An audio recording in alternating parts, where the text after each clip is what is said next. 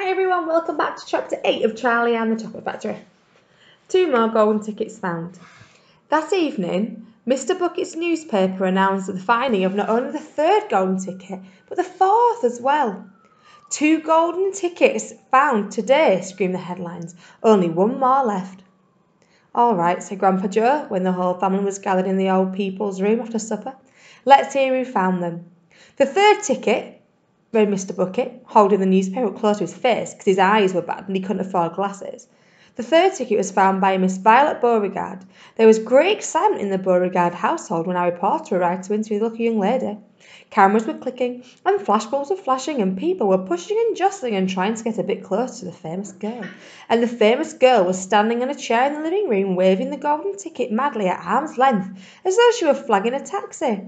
She was talking very fast and very loudly to everyone, but it was not easy to hear all that she said because she was chewing so ferociously upon a piece of gum at the same time.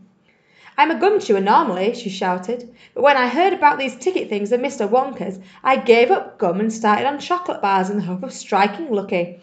Now, of course, I'm back on the gum. I just adore gum. I can't do without it. I munch it all day long except for a few minutes at meal times when I take it out and stick it behind my ear for safekeeping.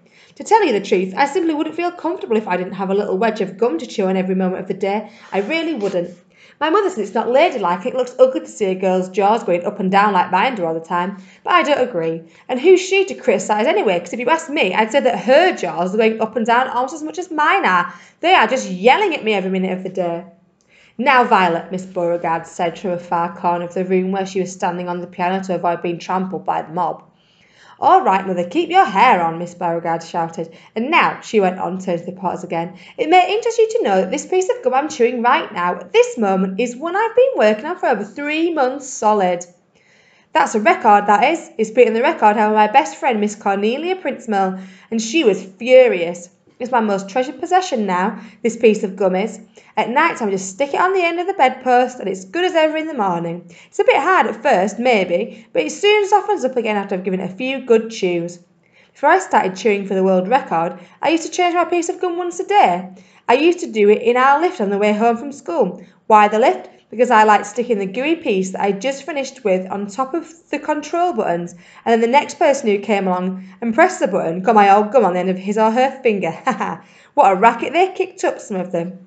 You get the best results with women who have expensive gloves on. Oh yes, I'm thrilled to be going to Mr. Wonka's factory, and I understand that afterwards he's going to give me enough gum to last me the rest of my life. Whoopee! Hooray! Beastly girl, said Grandma Josephine. Despicable, said Grandma Georgina. She'll come to a sticky end one day, chewing all that gum. You'll see if she doesn't. And who's got the 4th golden ticket? Charlie asked.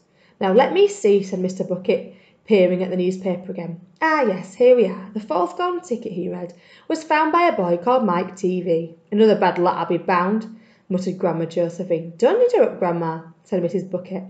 The TV household, said Mr. Bucket, going on with his reading, was crammed like all the others with excited visitors when our reporters arrived. But young Mike TV, the lucky winner, seemed extremely annoyed by the whole business. Can't you fools see I'm watching TV? He said angrily.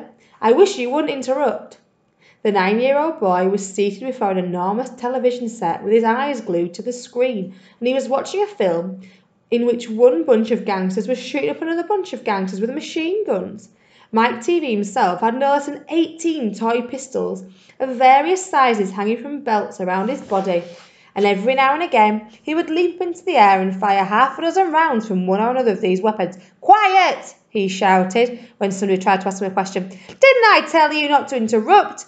This show's an absolute whiz-banger. It's terrific. I watch it every day. I watch all of them every day, even the rotten ones where there are no shooting. I like gangsters the best. They're terrific, those gangsters. Especially when they start pummeling each other full of lead, or flashing the old stilettos, or giving each other the 1, 2, 3 with their knuckle dusters. Gosh, what I wouldn't give to be doing that myself. It's the life, I tell you. It's terrific. That's quite enough, snapped Grandma Josephine. I can't bear to listen to it. Nor me, said Grandma Georgina. Do you all children behave like this nowadays? Like these brats we've been hearing about? Of course not, said Mr. Bucket, smiling at the old lady in the bed. Some do, of course. In fact, quite a lot of them do, but not all. And now there's only 1 ticket left, said Grandpa George. Quite so. sniffled Grandma Georgina. And just as sure as I'll be having cabbage soup for my supper tomorrow, that ticket'll go to some nice little beast who doesn't deserve it. And that's the end of chapter 8.